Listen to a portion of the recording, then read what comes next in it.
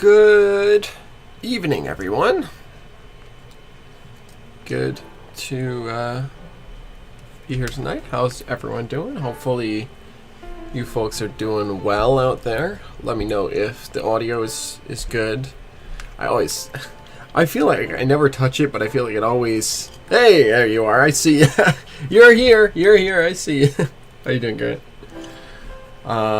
Hopefully my audio and everything is still good. I swear, every time I feel like I don't touch it, but I feel like every time it gets screwed up somehow. But anyways.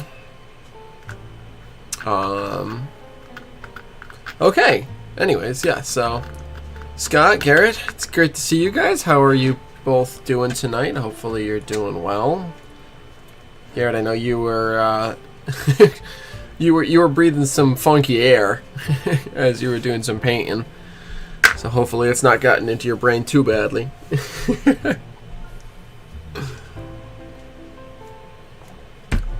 I'm repping the New Haven tonight. My DL109 shirt. I'm tired, yeah, I get that. I feel that.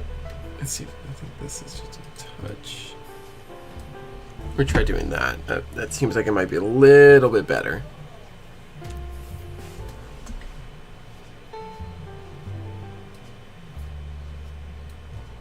There. Yeah, that something tells me that might be doing that, Garrett. That might that might have something to do with it. Paul, good evening. Hope you enjoyed your night off of live streaming. Hopefully had a little bit of relaxation, and we're able to get some planning done for the future here. Just trying to finish cleaning this brush off before we really get going here. So tonight, we're going to try out some new... So last week, I tried making my own weathering... Oh, off, yeah. Last week, I tried making my own weathering powder, or weathering wash. And it was okay. It was alright. But it wasn't, like, consistent, really. It was just a little too... It was too thick, and then it was too thin, and it just wasn't great. But we were cleaning up at one of my clubs at the Hyde Park train station. We're trying to get ready for next weekend. This upcoming weekend now on Saturday, which is Flag Day. Which happens to be a coincidence, actually. It's just always on the Saturday closest to that. But we are doing a hot dog picnic to celebrate, kind of recreate. Back in the 30s at some point, the King and Queen of England came to visit, King George and his wife came to visit FDR at Hyde Park, and they came in through the Hyde Park station after, they came in on the train, New York Central, up from the city, or actually on the New York Central. I think it was a private train. But they got off the station at Hyde Park, and they had a hot dog picnic with FDR and Eleanor. At least that's how the story goes. So we do a hot dog picnic every year there. And so that's this upcoming Saturday. So we were kind of cleaning some stuff out. And it was stuff that we were going to get rid of. It was open to anyone who wanted it. And then... once that was done and everything else got picked through, and either decided we're going to sell it or we're going to chuck it. And a lot of stuff was just junk. We just wound up chucking. But I managed to grab these guys, so we're going to give these guys a try. These are... Whoa. Knocked the camera almost. That sounds like a heck of a night, Paul. Wow. Good progress, man. That's pretty impressive for one night. But so I found these. These are Mountain Model Craft weathering washes, and I figured, we'll give them a shot. So there they are. We've got faded paint, rusty steel, and grimy black. So we're gonna give those a try tonight. We're gonna see how they go. I did a little bit of a test on this was the car that we were testing last week. Adam, good to see you. Hope you're doing well tonight. Welcome to the stream.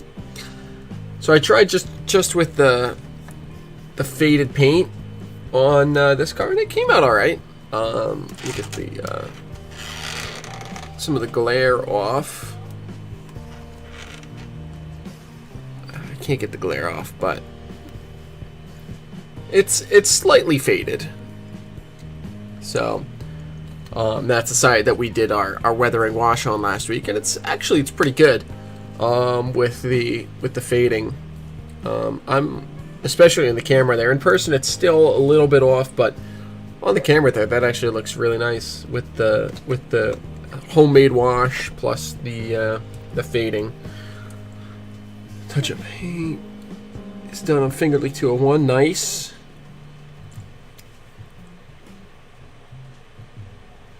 Very nice, Garrett. Can't wait to see that. It's been cool watching you progress on that project. Those cabooses are looking fantastic. So I can't wait to see the final result. But yeah, so this was, I kind of tested out using this. This is kind of my test car because it's just a Conrail brown box car. It's a nice car, don't get me wrong, but I'm not going to be like super bummed if it doesn't look phenomenal, And the nice thing is, at the end of the day, these are all water based, so I'm just able to clean it off with some water and soap, and maybe a little bit of thinner. But in any case, I was decently happy with how that came out. But we're gonna give it a shot. We're gonna try these guys as well. Did I pull up the reference image? I don't think I did. Now I gotta find it again. Well, actually, before we get started, I wanted to show this off because I don't think I have shown this off on stream before. I don't even know if I think I posted it in my Discord, but we're gonna turn this on and transition over. So this is the BNCCS's official roster. I've gotten it all worked out now to where this is the official diesel roster of the railroad. So we've got it broken down: Alco, EMD, GE for manufacturers, and then top to bottom is roughly most recent or oldest to newest on the railroad. So we've got the RS1 and RS2 orders, the two RS1s as the initial testing of diesels, and then a set of 5 RS2s, and then shortly afterwards a pair of S2s for yard work, and every now and again the RS1 and RS2s would also pitch in for yard work. Then they trialed the FA2 and FB2 demo units, which gives me a fun excuse to do a back paint of an FA2 and FB2 if I ever want, into the demo scheme. But so they trialed those for a few months, and in 1951 they were off property by February 52. And using their experience with that, they decided to purchase 3 FPA2s to do dual service, freight, and passenger, because at this time the BNCCS still had passenger runs. And that was it for new Alcos until much later on. Going down to the EMDs, the only early EMD that they bought, or that we bought, I guess I can say, was Jeep 7s. In 1954, we bought 4 Jeep 7s to assist the RS 1 and 2s in road switcher service. And I've been working on paint schemes for those. If those of you who are in the Discord and my various Discord servers that I'm in, you've seen I've kind of been iterating on Jeep 7 paint schemes, and I think I'm getting there. I think the paint scheme I'm happy with, like where the colors are, I'm pretty happy with. It's just a matter of getting the graphics done now. So I've been kind of working back and forth on those, and I think I'm at the point where I've got a few that I really like, and I'm just going to paint the unit, print out some graphics to scale, cut them out, just try moving them around the unit and seeing what we have. But we've got the Jeep 7 ready for paint. Oh, that's the 9. There's the 7. Here she is. I'll go ahead and click that. There she is. She is ready for paint. As you can see, she's all stripped of her existing paint. I got all the detail parts underneath that I took off. This is an old Atlas unit. I think it's an 03 run or 9. Which run was this? I don't remember. Let me take a look here. Ooh. 95 run. That's right. Good evening, Sean. Good to see you, my friend. Oh, let's see what is Garrett saying. By the time I'm done, I will have completed 3. Not sure you have it in to do a 4th. Yeah, that's fair. You kind of got to take a break after big runs like that of painting. But yeah, so this is an Atlas Jeep 7, no dynamics. I got it for free because I won it in a raffle at the Rehab My Hand Skill unit. I don't have to is the thing. Old Atlas units just are beautiful. They run phenomenally. There's no problems with them. The only thing that I would consider doing with this is I would consider seeing if I could graft on if I could graft on a set of dynamics, because realistically the BNCCS would probably want some dynamics for the grades on the Maybrook, but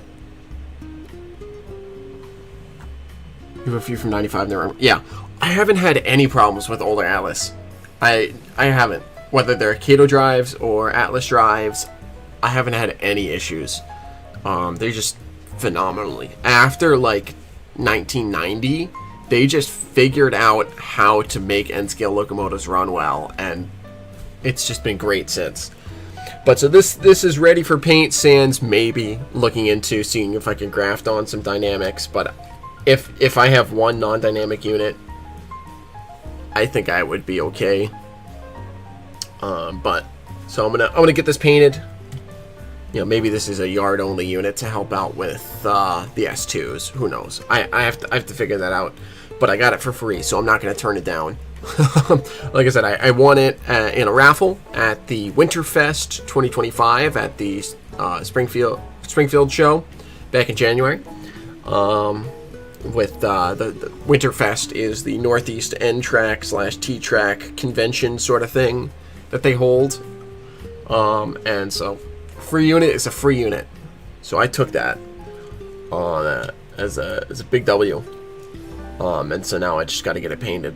So I'm gonna get it painted. I'm gonna figure out how the graphics are gonna go, and then that'll be good. And then I'm gonna slightly modify the scheme to go on a Jeep 9, which I got secondhand from, I don't remember where. I think it was from a club. I think it was one of my clubs was selling off for cheap. But it's a Torpedo 2 Jeep 9. This is a Atlas with a Kato drive. This is the 87 run. 97. Oh no, this is not a Kato drive. Why is it in a Kato box then? I'm not sure. But apparently this is not a... I swear this is a Kato drive. No, this is an Atlas drive. I'm conflicted. So the this is a curious. It's in a box for a Kato Drive RS3, but it's got the right insert for a Jeep 9 with torpedo tube. On the chassis, we have you can't really see that, but we have Atlas 1995 there. But then on the fuel tank, we have Atlas 1997. So I don't know what the deal is with this unit, but whatever it is, it's a Jeep 9 with torpedo tubes. And it ain't no Alco, that's for sure. But so this is going to be pre-torpedo tube. Gotcha. Yeah, I just got very confused. I thought it was a Kato drive because it's in the old Atlas RS3 box. And I knew from that era was Kato drive. Regardless of what it is, it runs well. I got it tested. I tested it, and it runs well. And the Jeep 9 is going to be... I think I just settled on X Rock Island that they picked up in '75 in my history. The Rock Island sold off some of their units after bankruptcy initially. So the NCCS got 4 torpedo tube Jeep 9s from the Rock Island, I think, is what I settled on in '75. Well, that's what my thing says here. And I think I did the research right to where these units would have been torpedo tubes.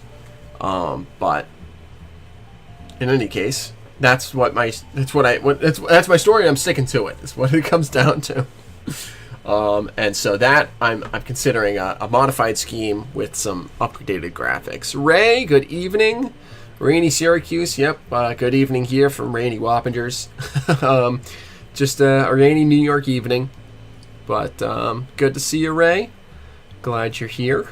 Hope you're able to have at least a little bit of fun while you're in Syracuse.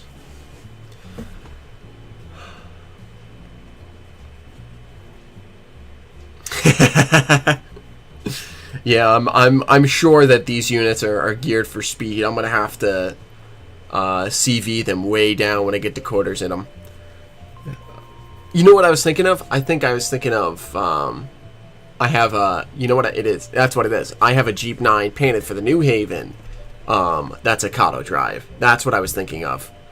But I think my Atlas Jeep 9 that is, my China drive Jeep 9 that is painted for the New Haven, I think is going to be my first Loke Sound install. But anyways, back to the roster here. So we had the Jeep 7s. Like I said, that one's ready for painting. Not cheating sand. Yep, there it is. But so that's it for like the initial locomotive purchasing spree. Dieselization after the steam era. Sold off all their steam by 60. I think the last steam locomotive was retired on my line in 61 in my history. 61. And wound up with all diesels by that point. But that was it for the big push of purchasing. And then in late 60s, they made the next round of... they started making next purchases. They bought the former Alco demo units off the the Louisville and Nashville of the C430s. They bought all 3 of those. So we get 3 C430s in 69. And then we get to the mid-70s, 75. We picked up those Jeep 9s. 77 is, I think, next. We got... I'm still not certain. I think I did bring these down to 5. I just didn't... Or 6. I just didn't adjust the number. There we go. Should do that. We got 6 B30-7s. Paul, you'll be happy to see -7s. 6 B30-7s, new in 77. And we ran those things hard, which is why the one I have is so dirty. But 3, those new from GE in 77. 78, we bought RS-32s off the Southern Pacific. A set of 3 of those. 79, Conrail did the big Alco purge, and so I am taking full advantage of that. 2 more X-Reading C430s off Conrail, as well as 5 X Lehigh Valley RS11s off of Conrail. And then Then we jump to 83. 2 X New York Central Jeep 30s and 3 X New York Central Jeep 40s off of Conrail. And then the last purchase on the list here is 6 B40-8s off of GE. And this is earlier. 85 is 2 years earlier than the B40 actually came out. But in my timeline, I just like the B40, man. I like the standard cab GE-8. So Conrail was like a launch customer in my timeline for them. So Conrail had their run of standard cab -8s a couple years early, and the BNCCS tacked on a couple of units to that, and we have 2 units. Oh, 2 units on property as of 1985. The rest are still on their way. But so that's the roster that I came up with, and I went back and forth, and I think it's pretty realistic. I think it's at least plausible. Going back and forth with people in Paul's Discord and people online, and just working it. I think it's plausible right now. So this is nice because what it does is it kind of directs my purchases for what I want to get next. And yeah, so that's something I wanted to show off tonight because I don't think I've showed it off before. And while we're here, I might as well show off my, while we're screen sharing here, might as well show off my prospective Jeep 7 schemes that I've been cooking up. If I can find them.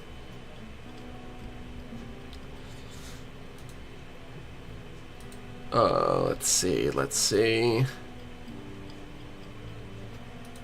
Where is it?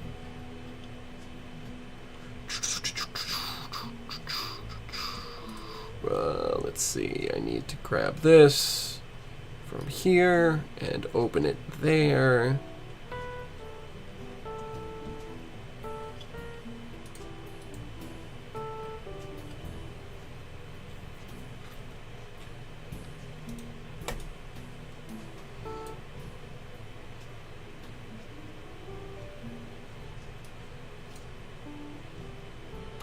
Where did it go?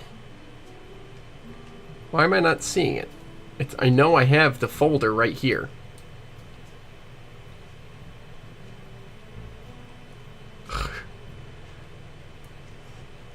I hate when I go blind. Paint schemes, there it is. BNCCS.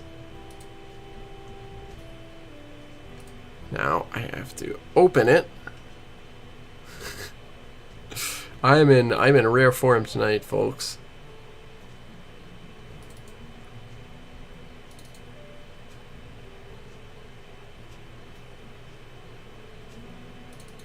There we go. Now we got it. We pull this over.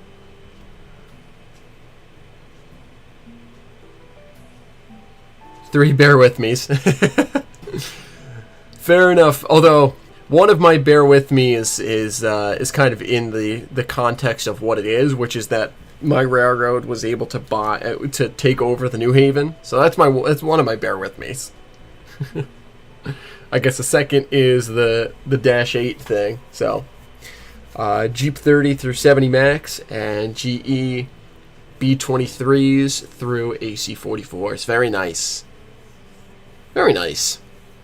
Paul, I know you love those B23s. But anyway, so here's my... let's walk through all of my concepts here for the -7s. Actually, I need to go back. I wanted the tanks and the tanks and the fuel tank I think are going to stay black. But, so there's option 1, small logo, long hood. I'm going to have them run long hood forward. So small logo, long hood, BNCCS under the number. Small logo under the number, blank hoods. Billboard lettering across the long hood. No logo, although I think I would want one that has the logo there. Same, but with a small logo on the long hood. There it is. I did have that. Billboard lettering, small logo under the cab. Billboard lettering, small logo on the short hood. Billboard lettering, just the railroad name. And actually, I had to point it out to me earlier that this color is off. This blue is way too saturated. I need to bring the saturation way down compared to my actual units. But there, billboard logo, small logo on the short hood. Then we've got Bean CCS under the hood. We got big logo forward on the long hood, and somewhere I've got one. There it is, centered on the long hood. I think I might go with this, albeit shift slightly towards the cab, just because I think it will make my eye a little bit. I don't think it's quite centered, right? But in any case, BN green and Santa Fe War Bonnet blue and yellow, and then red and silver into BNSF pre-swoosh. Very nice. That's a good. Those are good. Those are good schemes. Those are very good schemes. Dave, those are beautiful. Anyway, so that's enough of that shenanigans, of freelance shenanigans for now. we're gonna get into some weathering, but there we go. Put that away.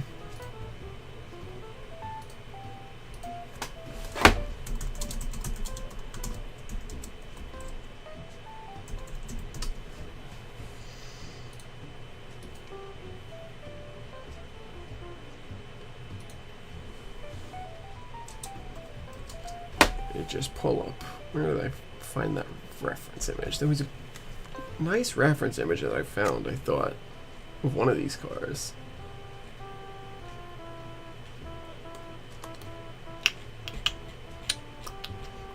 Mix it, yeah.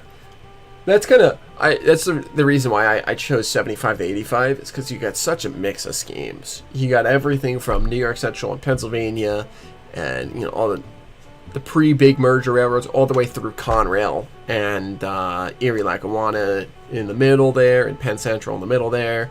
You get like so many schemes out there, and it's very nice.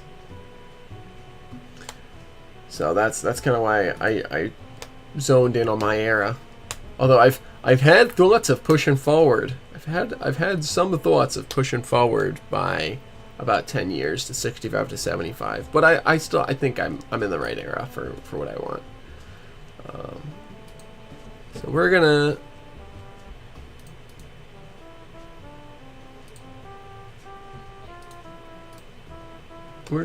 take this image here. This is gonna be my reference. We're gonna start on the New Haven cars because they have been unweathered for way too long.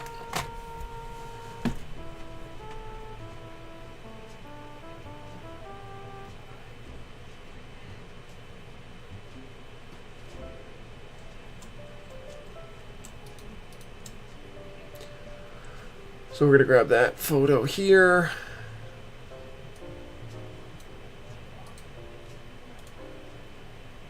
Copy image address. I'm going to leave it up big on this screen for myself. Paste that in there. Good evening, James. Good to see you, my friend. Glad to have you in.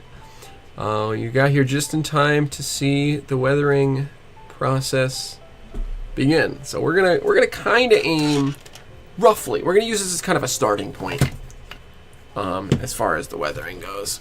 So we're gonna start with trying these washes out, and we're gonna see where we go.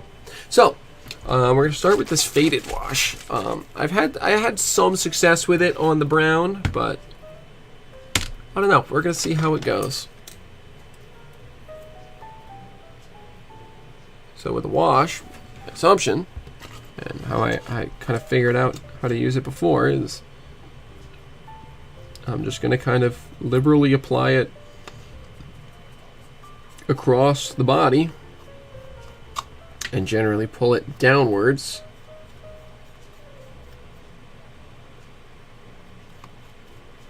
to just kind of bring the color up.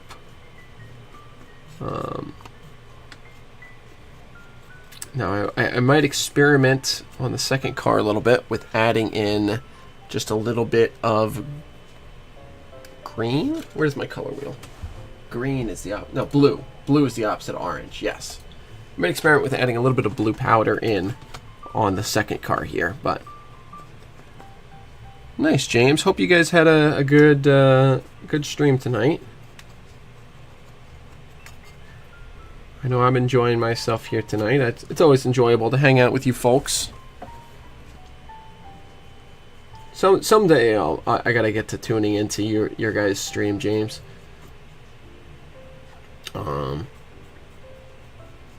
It's just hard because a lot of times that's around when me and my family are eating dinner, and then a lot of times I'll jump to Paul's stream because him and I kind of coordinate things a lot together.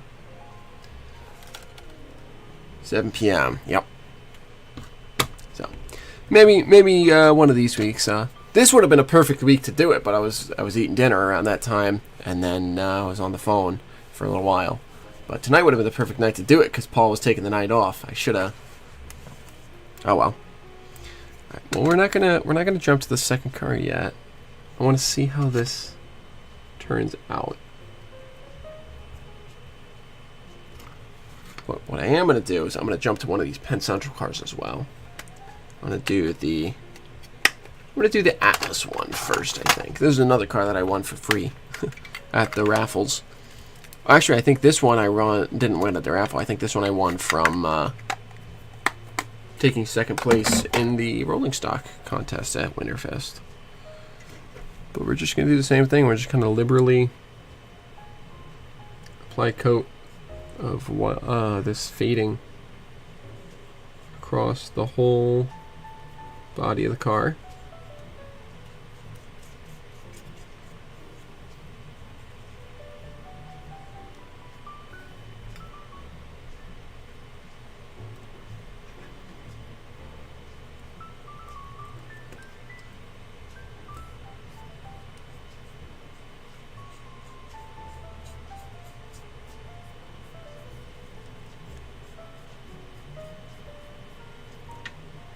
Yeah, I think for the second set of cars that I do, I'm gonna try adding in some pigment from my weathering powdered acrylic sticks, or not acrylic sticks, chalk sticks, and seeing how that goes.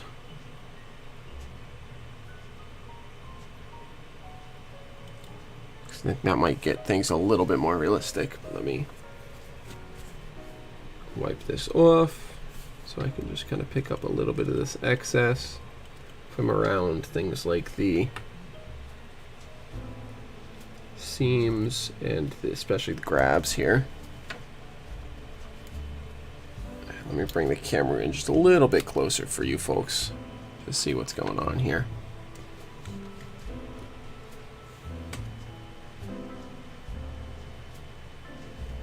I love working in N-scale, but it does make it somewhat harder for you folks to see what I'm doing as I'm doing it.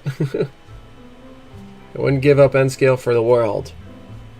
Maybe my eyesight eventually, but...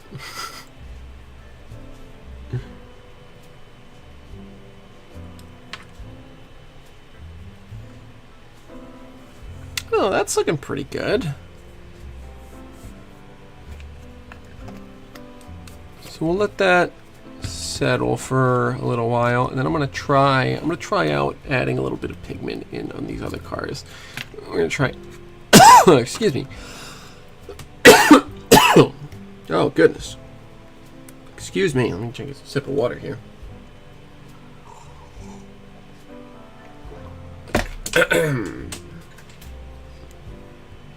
I really should have an image up for these Penn Central cars too, but we'll just leave the New Haven one up because I like it. This is a great image. This is from the Conrail Historical Society's Conrail Photo Archive. So it's kind of patched out for, you know, some of the car data is patched out, as you can see there, for the Conrail era, and it's got a black painted sill, unlike these cars, which have a red painted sill. Which I don't know if the red sill is actually prototypical or not. I might have to go back in and paint the sill black, but I've seen pictures of. I haven't seen enough pictures of one or the other to really tell for sure. But I like the orange sill, the red orange sill. Actually, that would probably be. What color would that be? That'd be the McGinnis red, or I guess another term for it is Socony red, because it's basically the same color as Socony oil used. But we're gonna try this here. So we're gonna take one of my pallet wells.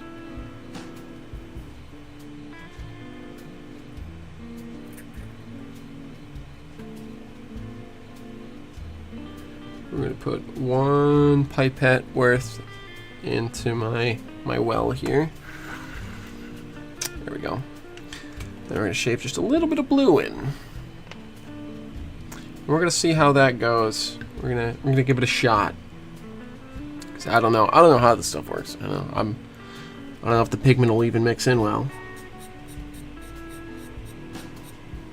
We'll just give a little bit of shading in there. See if that kind of works out well for it. Well, the pigment seems to be mixing in, so that's a good sign. Yeah, we kind of got a bluish tint to this now, so that's good. Let's really try and get this well incorporated and get the pigment powder really suspended in here. We're going to see how this compares. Really, it's just kind of a testing night for me.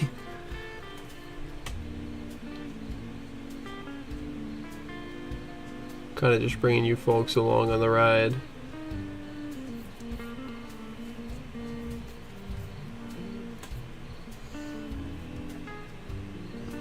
Alright, so we got some blue.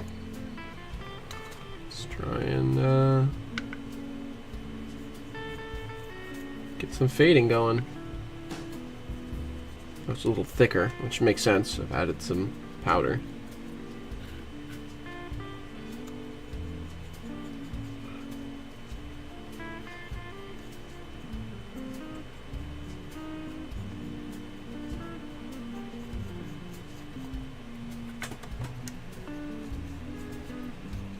For the green, I would need red, so I'll try that next.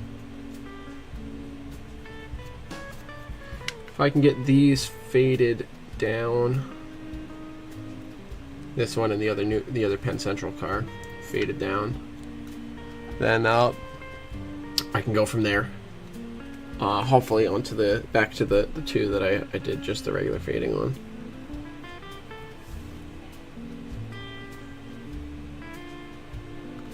Try and take some of this excess out.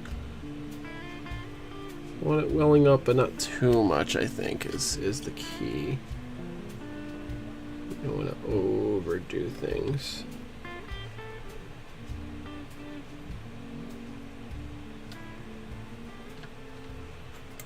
I do want to let it run down the car, though.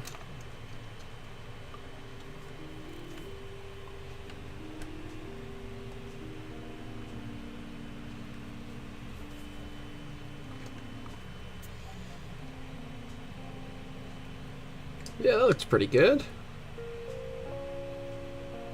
I've absorbed some of this excess, especially along the top of the rail here. There's a lot of excess there.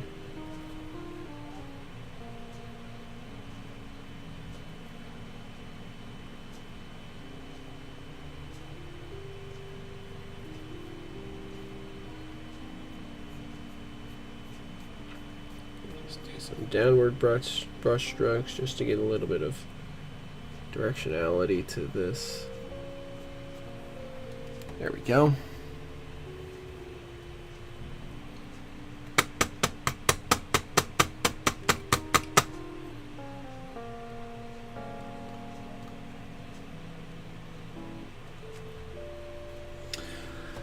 We'll let that dry. And we'll go back to the Penn Central here. Carmela, welcome in. Glad to have you here tonight, my friend. Just working on some weathering fun. Trying out these weathering washes, as well as trying to do some things with them. You know, adding some pigment here and there to try and. It's more of an orange. It's still too orange. So where's just a good red?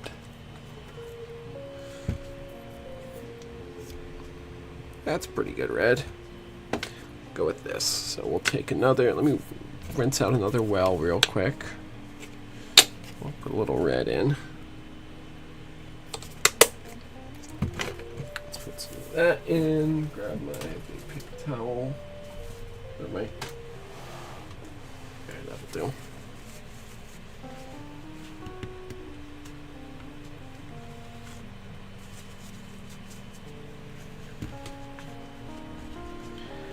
Really get this nice and clean. Might even put in just a dash of this acetone just to really clean it out. There we go. That ought to eat away at any of what's left.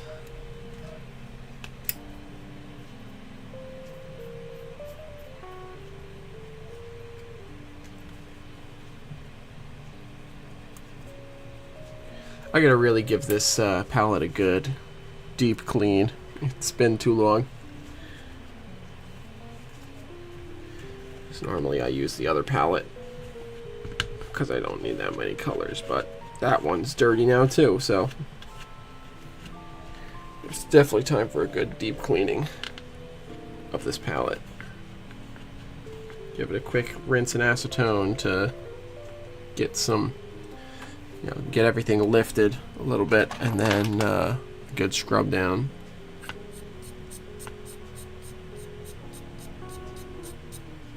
Try some red in there, and then let me actually rotate this around so you can actually see. Let me pipe that up a squirt of this.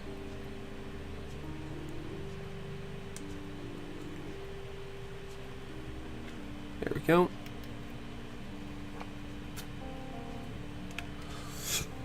Mix. That's very red. Well, it's actually chilled out a little bit. It's not that red. It's also kind of orange.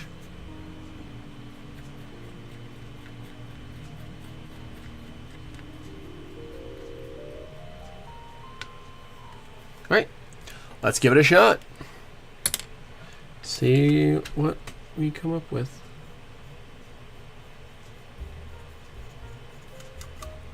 It's not red enough, I feel like. It's too orange. I need something that's more red. Is there any in this that's really red? Without being too orange. No, this is all kind of orange because it's all earth tones. Got a lot of earth tones. Not a lot of red.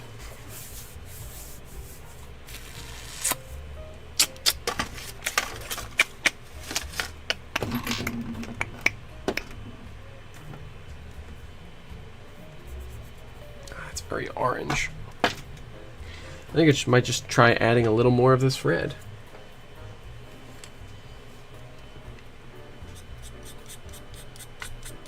And then maybe a little bit of black. That actually might help too.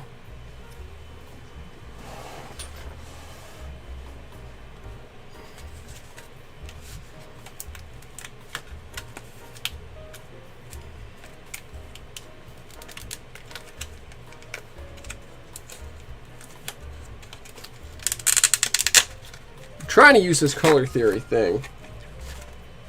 You know, this whole using the color opposite of it on the color wheel to cancel out the color, and it's hard to do when you're just kind of flying by the seat of your pants.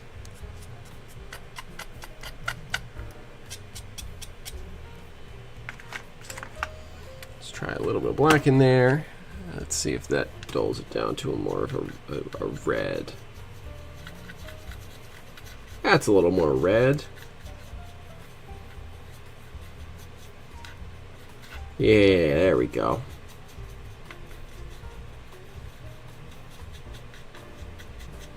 That's what I wanted. Good.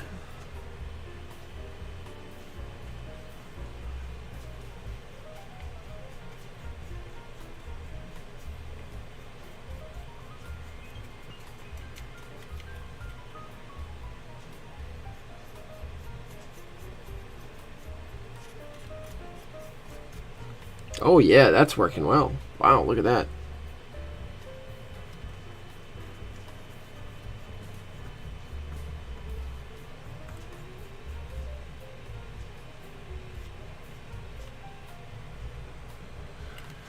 Good night, Garrett. Thanks for tuning in for a little bit here, my friend. Get some sleep. Sleep off that those yummy, tasty toxins that you breathed in.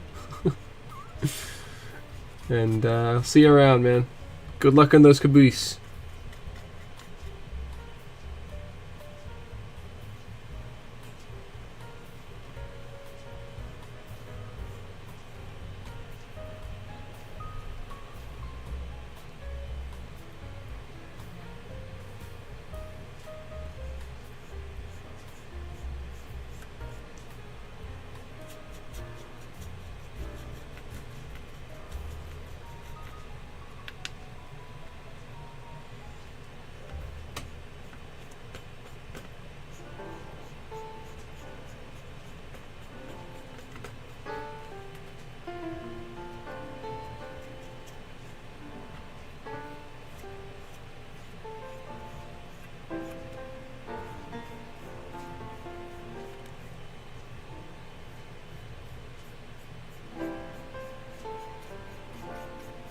So one thing I am a little like about this is I don't love that the PC, that the C here is getting red. So let me try and get some of this red up off of the C.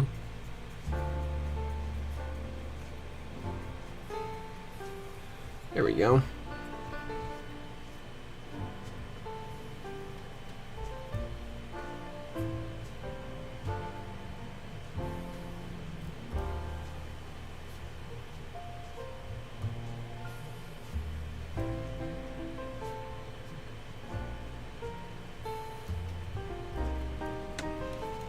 Okay, that's pretty good.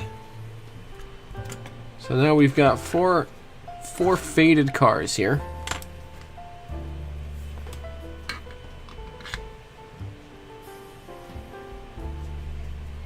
Really rinse off this brush.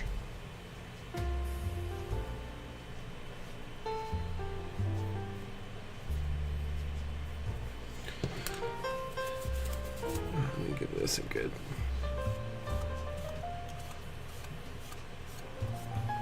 Make that coat nice and even.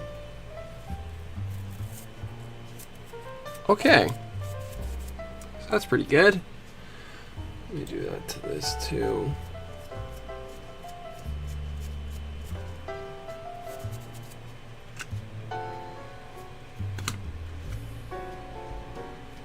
Alright, so let's go ahead. The New Haven car, we'll flip to the other side and we'll get that going. That was the first one I did. Here, let me do it like this. That way it's clear what's first and what's second. At least to me. Oh, this is the one that I started trying my powder on, or my technique on it. It really didn't work. But luckily, it seems to be coming up as I'm scrubbing this on, which is good.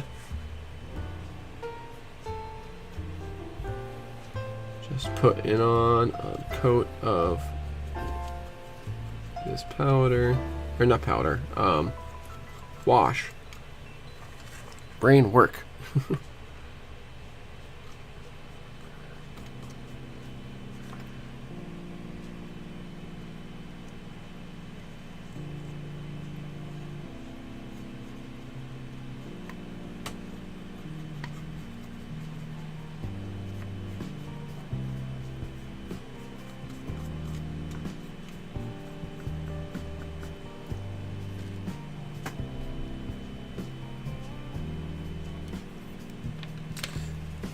keep this car as just the straight out the bottle, and the other one as the mixed.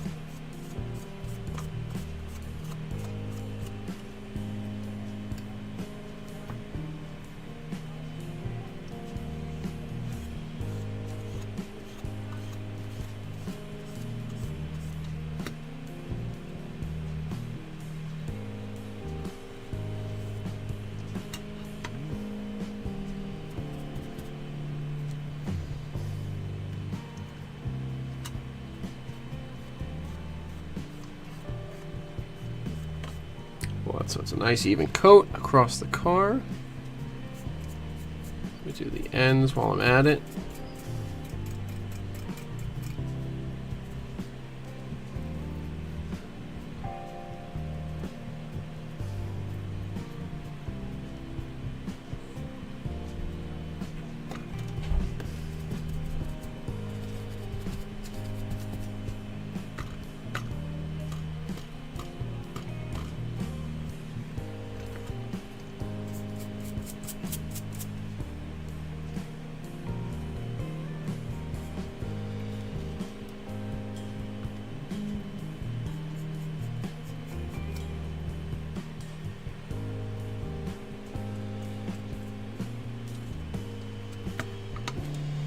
There we go. Okay. So there's that. Just put another light coat on this side, and then we'll move around to the other side. On the Penn Central car. And this is, again, it's kind of our... I'm doing this as kind of like a control and then like a trial, you know?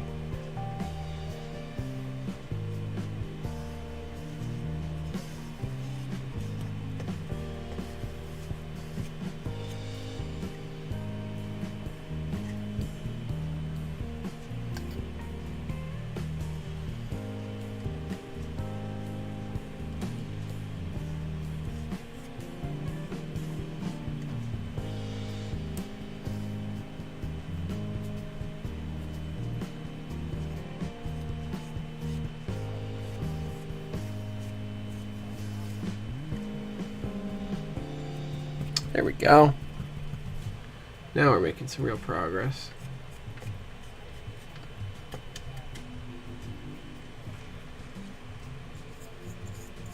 Oh, that's noticeable, actually.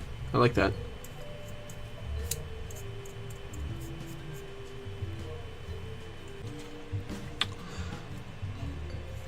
So once these are done, we'll probably take a break here for a little bit. And just kind of chat some, maybe. I don't know. I might go get some more water and another sheet of paper towel, because I'm starting to run out here of clean paper towel.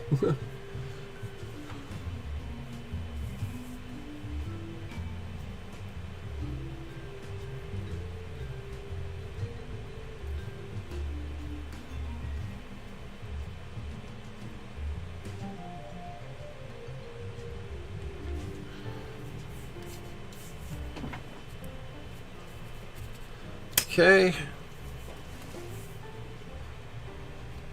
Let's go to this one with the blue.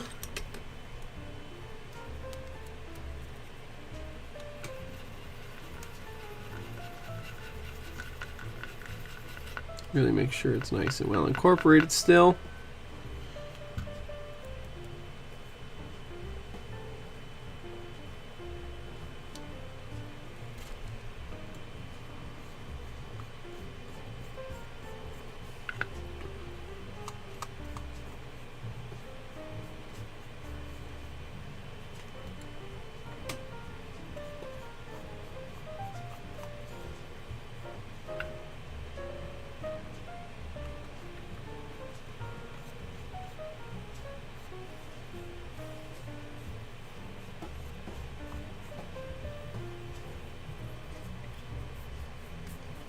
Okay.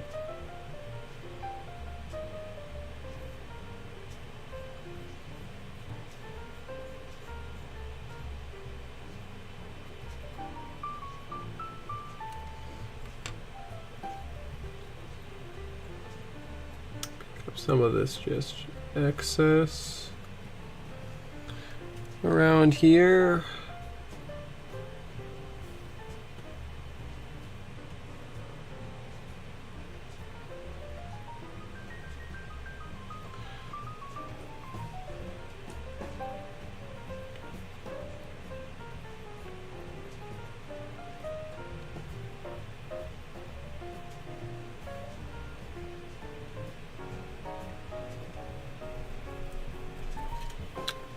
There we go. And we'll jump to the ends.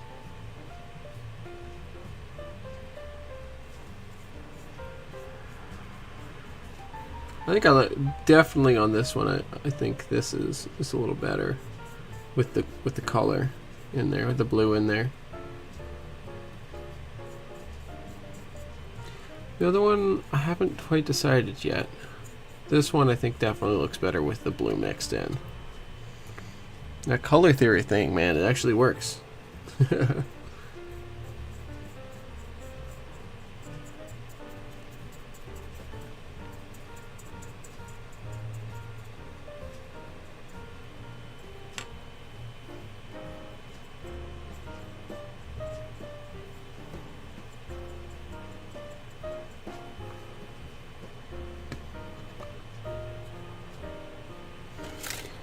Pulling up some of this excess stuff.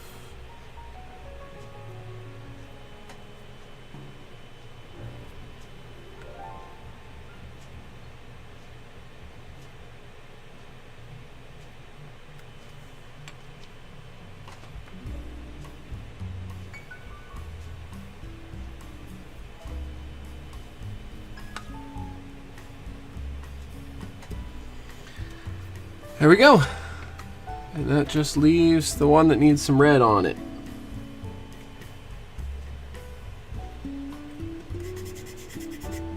I really like that actually. I think I like this better.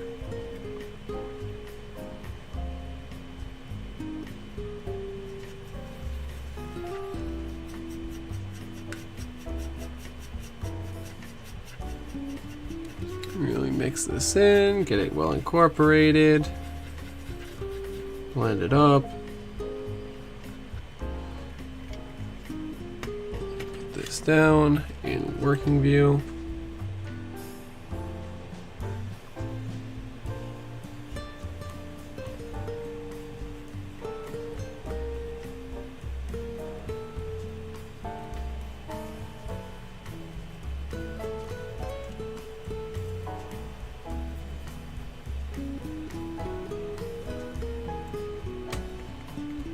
Soak up some of this excess again.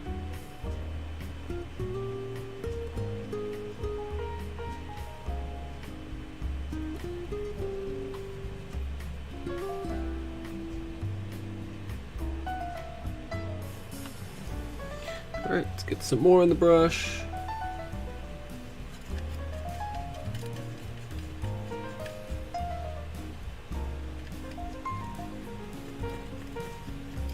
Load up the door.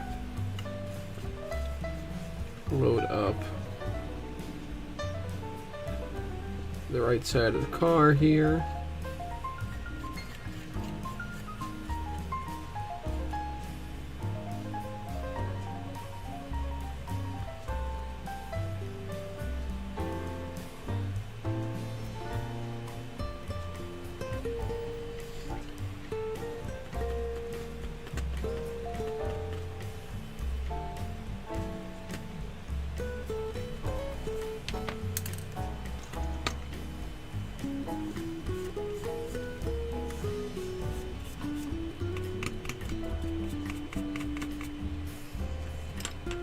Yeah, clean off the white again.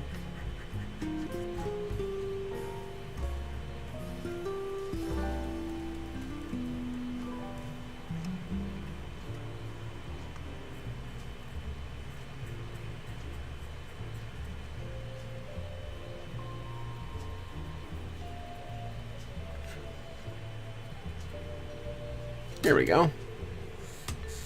Okay. So there's that. Now we just got to do the roofs here.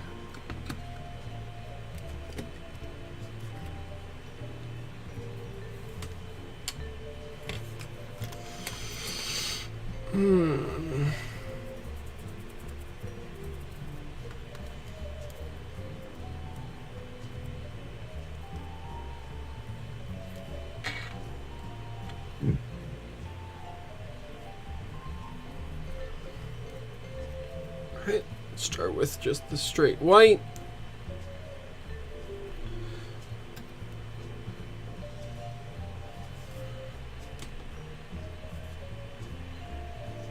I'm going to really let this sit on there.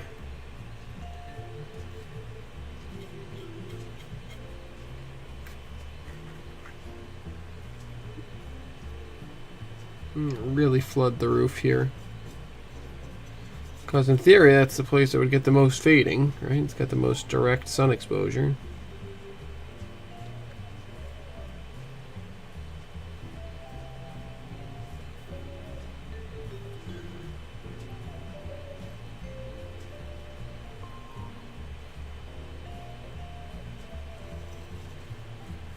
Of course, it all tends to get sucked up under the roof walk here. I want to pull it down more. Down onto the car.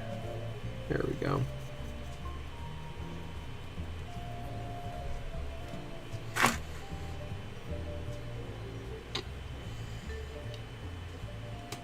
Let's get the other side here. There we are.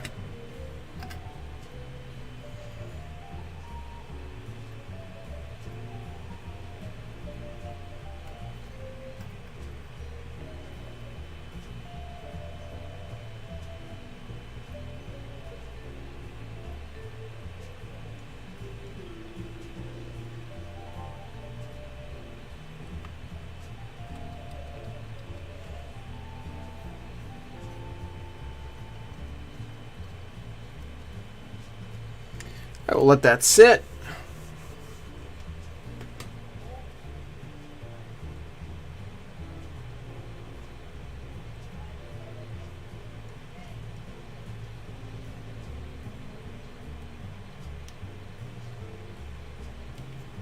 Okay, good. Some of the straight white on the Atlas car as well.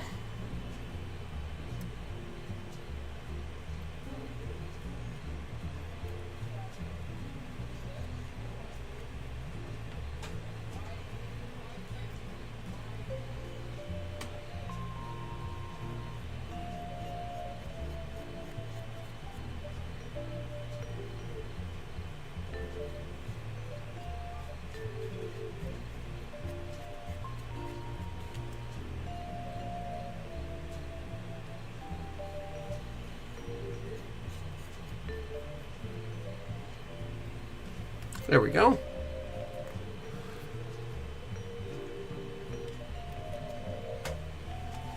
Let's give that a good rinse.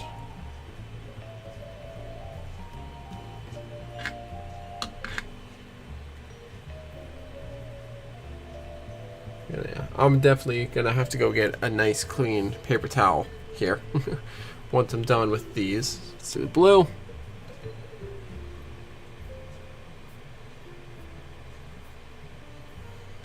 Just pull this blue down a little better here.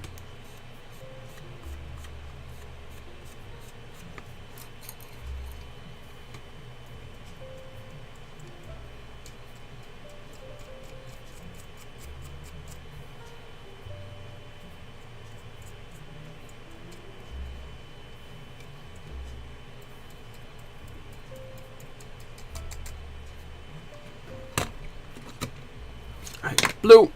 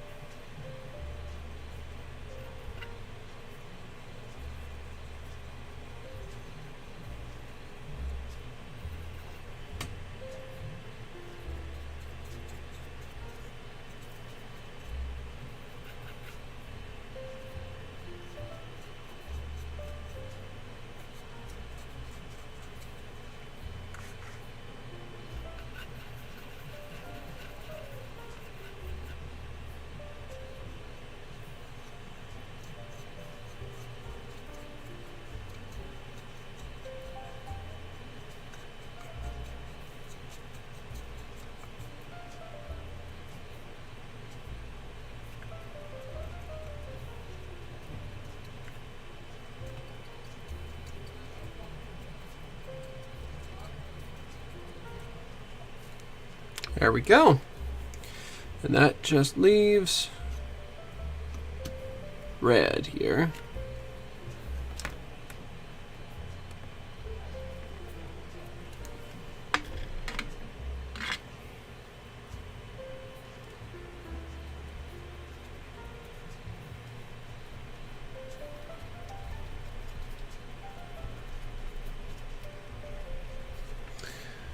How much BNCCS rolling stock do I currently have? Well, let's see. I have locomotives. I have an SD40-2.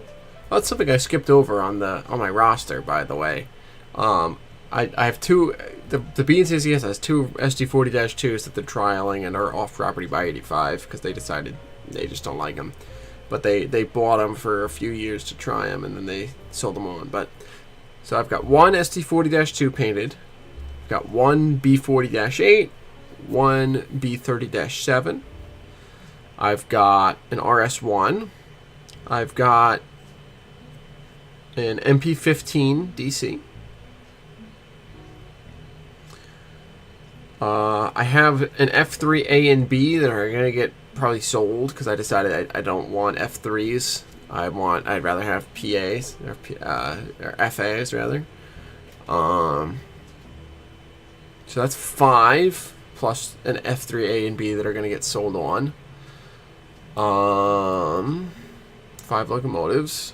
I have a Jeep 40 in the regular scheme and a Jeep 40 that's a work in progress for a bicentennial scheme. So I actually need to make sure that I have Jeep 40s in time for that. I have to go back to my roster and rework that and make sure that works. Because I don't think that does. I think the Jeep 40s I get an 83, so I need to backdate those Jeeps just a bit. But so that's 7 plus the F3s. Then I've got one boxcar, it's 8, 2 cabooses, 9, 10, a gondola makes 11. So right now I have 11. Plus an HO scale boxcar that it's kind of become my tour car. I bring it to all the HO layouts that I visit. So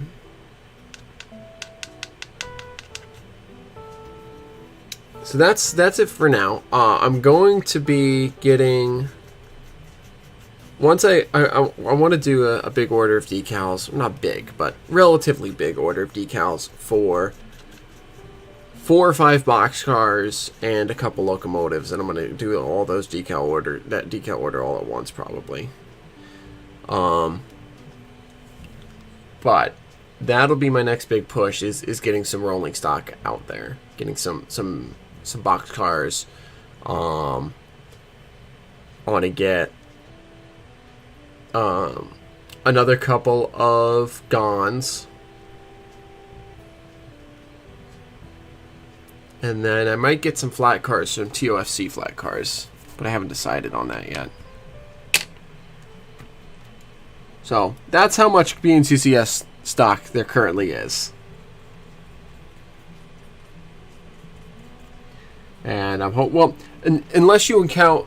If you count the 2 cars that I sent to Heath that are on Heath's layout, that makes 2 more, adds 2 to the count, so that brings it up to 13. Because I sent Heath 2 40-foot BNCCS boxcars that I kind of cobbled together.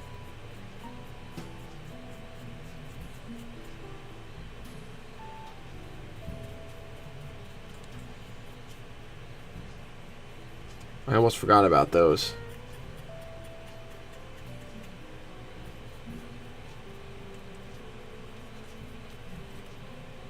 So that's how much stock I currently have got. I want some more. Yeah, TOFC. Well, the thing about TOFC is TOFC was big on the New Haven, from Boston to Maybrook, and then from there TOFC got transferred. Well, Boston to New York, and then also some service to Maybrook, where it transferred on to I think the Erie for the most part, for points in Pennsylvania. But yeah, TOFC was big on, actually, one of the clinics that I went to at the NERPM last weekend was all about the New Haven TOFC. So it's kind of got me thinking. It's kind of got me in the TOFC mindset. So yeah, it was 1939 was the first TOFC service across the New Haven, and it continued all the way to the end. Actually, they had a couple cabooses with the trailer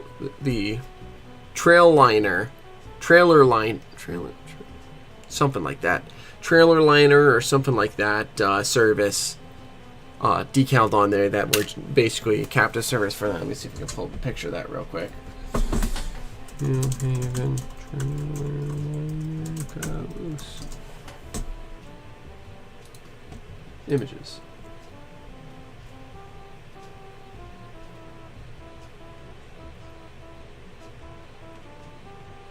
Nope. Okay, let's try this.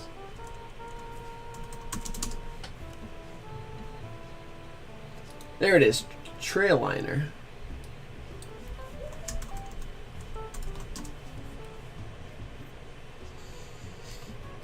There's no pictures of the actual prototype, unfortunately. There's none that come up easy on, quick and easy on Google. But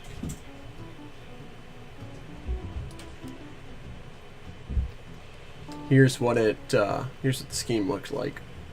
If I turn this on and do that, and also hide myself and this. Nope, I'm clicking all the wrong things. Turn that off. Ooh, okay. I might have to see if I can get myself down there for that then. Well, I thought I turned that off. There we go. There's the trail liner caboose scheme. There it is from Eastern Seaboard. It was just the two caboose, C591 and C592, and they were kind of captive service for TOFC trains. Semi-captive service. But hey, the big 3-0. Very nice. Back to the trains. Well, the trains that are here to the trains that are on the internet.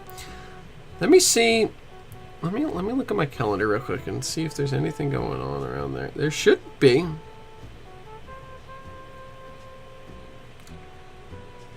I might just have to make a trip to New York that weekend, Paul, and see if Heath needs an extra hand causing trouble for you. But yeah, that's awesome. You're gonna love Heath's. His layout is just so fun to run, especially now that he's got his proto cab set up. Proto throttles, proto cabs. I got my NCE brain turned on. Yeah, now that he's got his proto throttle set up, it's phenomenal to run his layout, man. I was thinking I would go down this weekend, but I realized that the hot dog picnic is this weekend, and I was gonna help out with that. I already signed up for that, so. All right. Anyway, so there's the fading done. So let's take a look at this here. So this car just kind of got shiny a little bit. This is just the straight white. It's a little bit faded, but it's for the most part it's just kind of shiny. So the straight white didn't really work so well on this. The blue, on the other hand, is, pull it down into frame. The blue is noticeably, well, not on camera. On camera, it's not noticeable at all. But in person, it is noticeably, well, you can kind of see, it's noticeably faded. So I guess this whole color theory thing is actually not a lie. Either way, they're just kind of lightly faded, so that's good. Scott, good night. Thanks for tuning in. Glad that you're able to join us tonight, and hope you get some rest, my friend. And on the Penn Central one, this card just kind of mostly got shiny as well, but with the red in there, it really made a difference. And you can even see that on camera. That looks really good. I'm very happy with that. And this is only the first pass. What I'll do is in my Discord later, I'll send pictures that hopefully will be a little more noticeable, especially on the New Haven one. But the Penn Central one is noticeable even on camera, and that looks phenomenal. Very happy with that. And the roofs as well. Yeah, I think that the camera is just oversaturating all the orange, the red orange here, so it's just impossible to really tell in camera here. But this really worked out. I'm definitely going to be using this for fading on future Penn Central cars, because that looks phenomenal. But okay, so there's that. I do want to try a little bit of the grime tonight. I want to try a little bit of it, and then we'll probably wrap up. Yes, thank you, Paul. Link there in the chat, also pinned down in the description. If you are interested in joining the community, I'm getting better at using it and sharing things in there as I'm working on them. It's where I shared a lot of all those paint schemes that I was sharing earlier, all the work in progress schemes. So feel free to join. Fun little community that we can all share what we're working on. And once I get my layout running again, if you guys want, you can try out some virtual ops on there too. But anyways, we're gonna use this car for the grime. And we're gonna try the way. First, let me really give this a good shake. Make sure it's well incorporated. We're gonna try the technique that Ted DiIorio taught me at the NERPM, because I went to his weathering clinic.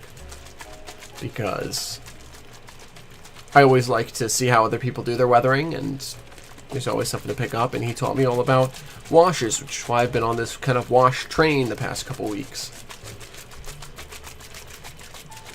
He prefers non-acrylic washes. This is just what it was available to me. Eventually, I'm going to get some MIG. I think they are, I don't remember what they are. They're non-acrylic based, though.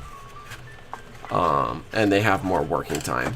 I also need to pick up some gouache, because I picked that up as a tip from Butch Eiler, who's also another phenomenal weatherer. I'll go with this brush. So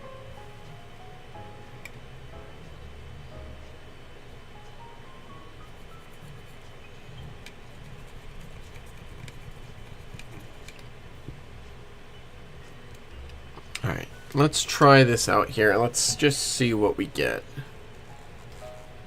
effect wise.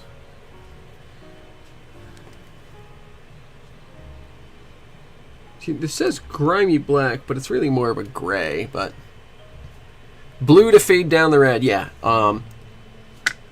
So I'll pull this up for you real quick, Paul.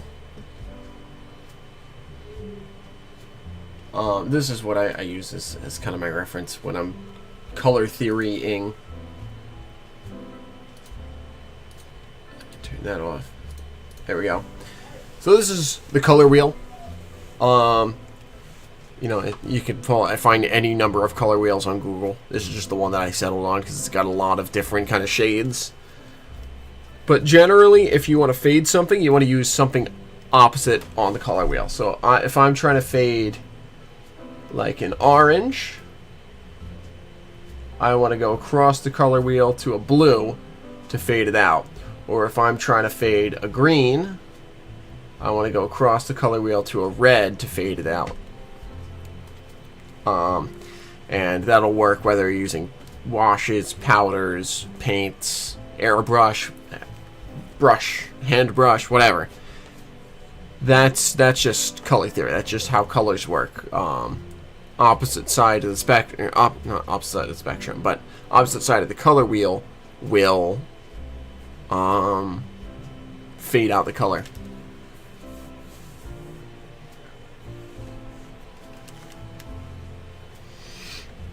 Alright, grimy black. Let's give it a shot here. So, Ted's method was put a line across the roof here. Oh, I need to... Oops. I almost forgot to do this. Boop.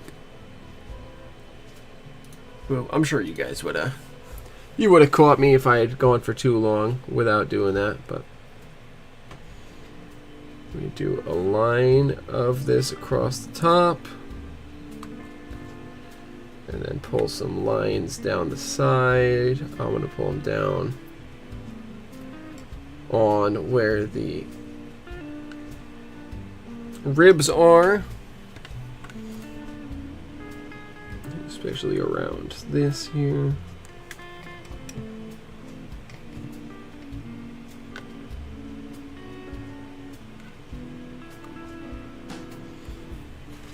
Okay, and now I'm going to take a dry brush and just kind of pull it down across everything.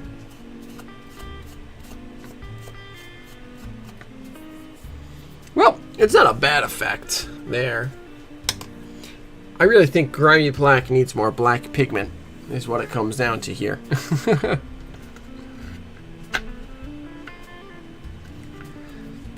I wonder if I can do that just real quick.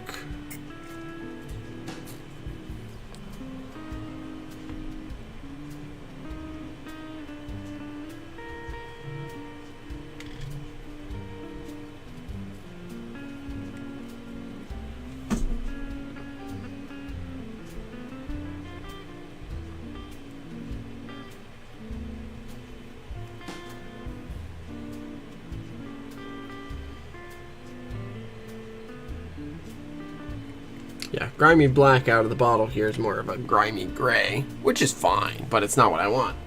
I want black. So let's get my black powder again.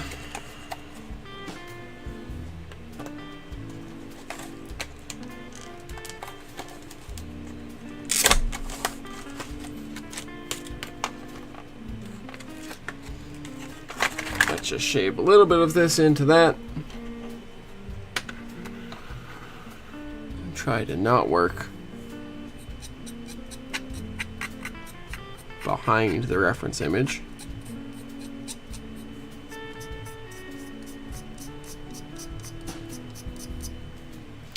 Let's see about that.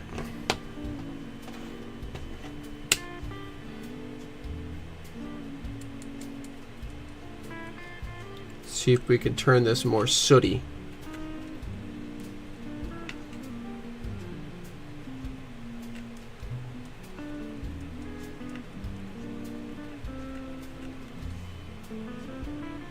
Uh-oh. Ah, shoot. I forgot to clean out this tray, and now I'm getting silver in with my black. Dang it. Yeah, it was on me. That was my own fault. No one but me can be blamed for that. Alright, well, let's try this then. Let's just use the cap here.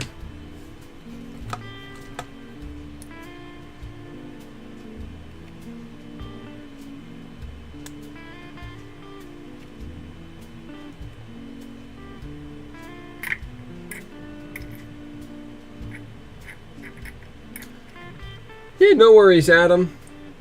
If you're heading out, get some rest. Early day tomorrow sounds like time for you to hit the hay then. But good luck with that sprinkler repair. And have a great night, my friend. Thanks for tuning in. It's always good to have you here, regardless of what you're saying.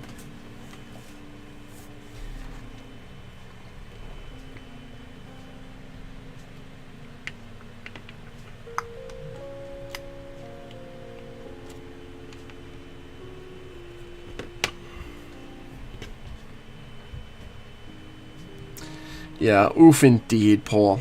I can't believe I did that. I don't know why I thought it would be okay. Because I didn't think, and that was the problem.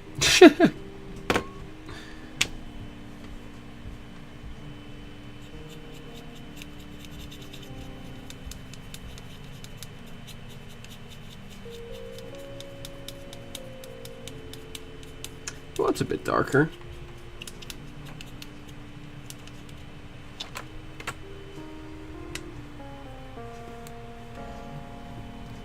Let's get this out of here. Center this in the frame again.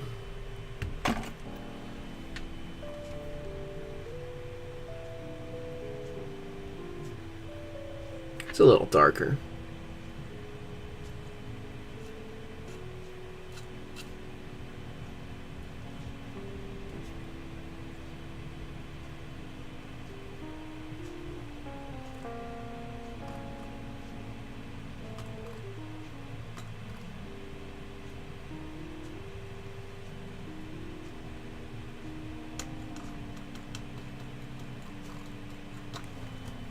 There we go. Alright, now let's pull it down. That's a little better. Now we get some effect.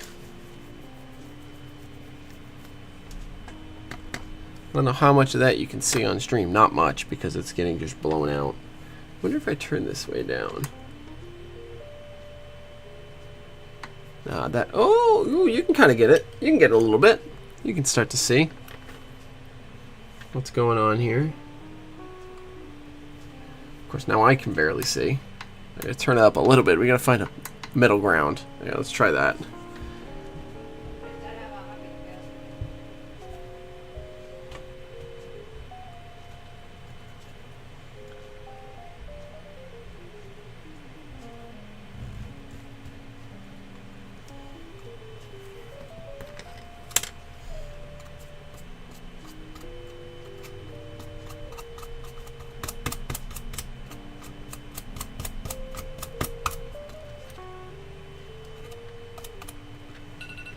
That's pretty good. That's pretty good. Oh yeah, that's right, Ray. That's me. Well, when I'm weathering, time goes by like it's nothing. That's pretty good. I'm pretty happy with that. The one thing, I'm just gonna use this as a full little test drive here. I want to try the rust wash. I'm just going to do just a little bit because I want to try to see, I just want to see what we're going to get here. If I just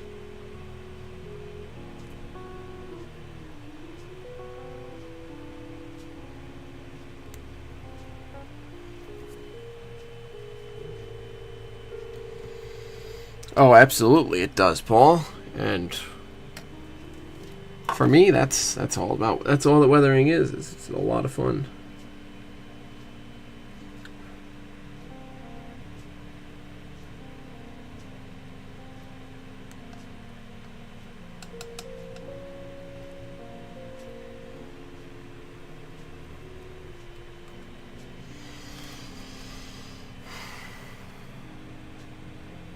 Yeah, that's doing pretty good.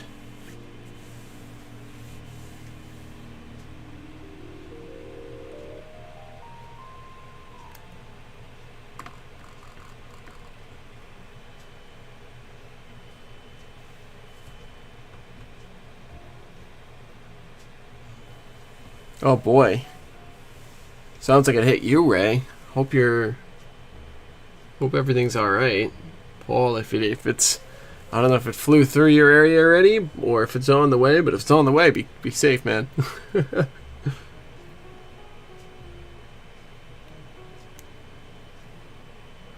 Pouring a Cuse, yep.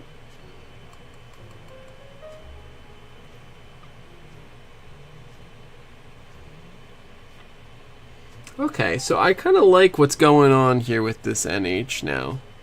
With just a little bit of this rusty steel stuff going on.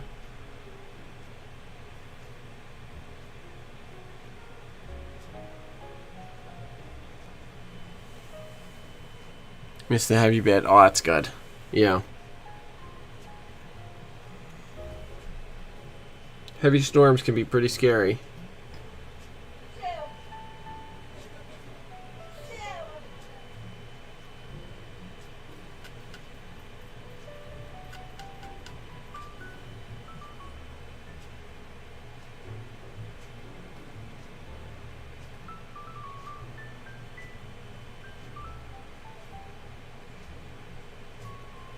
Well, that's pretty. I'm pretty happy with that. I think I'll leave it at that for now.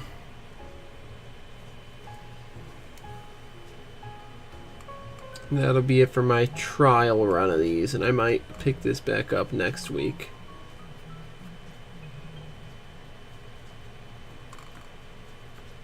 But this is pretty good. So let me see if I can...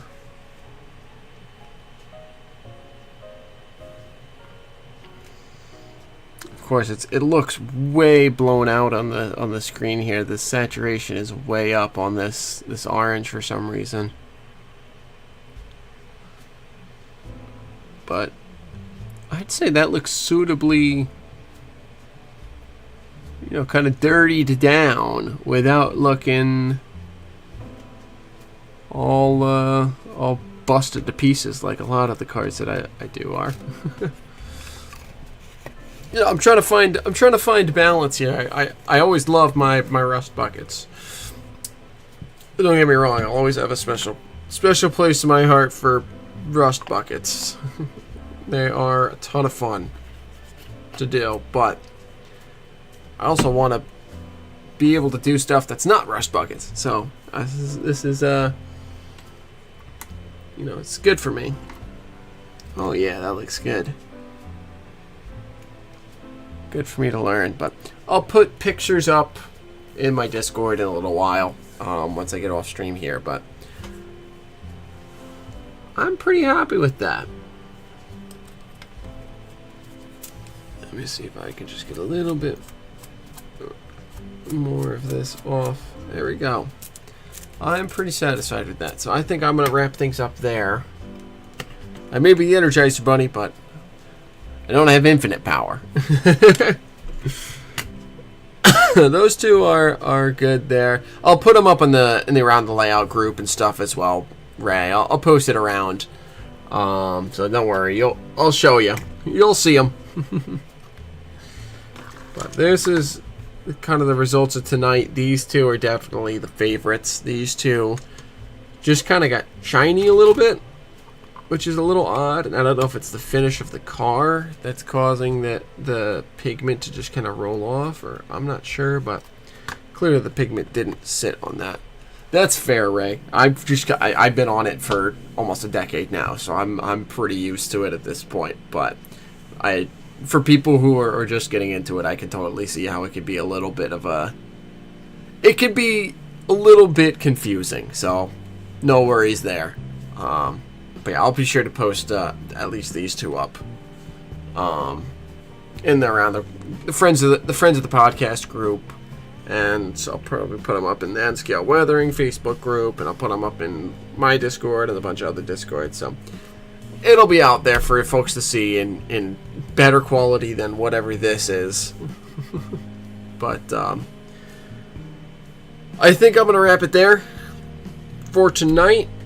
I'll probably circle back to these cars next week, because I got some more projects that I'm working on in the background that are not super, they don't lend themselves to being on stream, really. They're not, like, fun to watch, really. But it's stuff that's important to get done. So, in any case, thanks you guys so much for tuning in tonight. I'm glad you guys were hanging out. Hopefully you were able to enjoy me working on some weathering. Like I said, I'll do some more next week. But yeah, without much further ado, thanks for tuning in. I'll try. I will have at least one more video up this week. The last video of Ops Till You Drop. And I'll try by this weekend or early next week to have up the first video from Island Ops. So without anything else, that's all I've got. So thank you guys again for tuning in tonight. Hope you enjoyed, and I will see you guys on the next track. Have a good one, folks.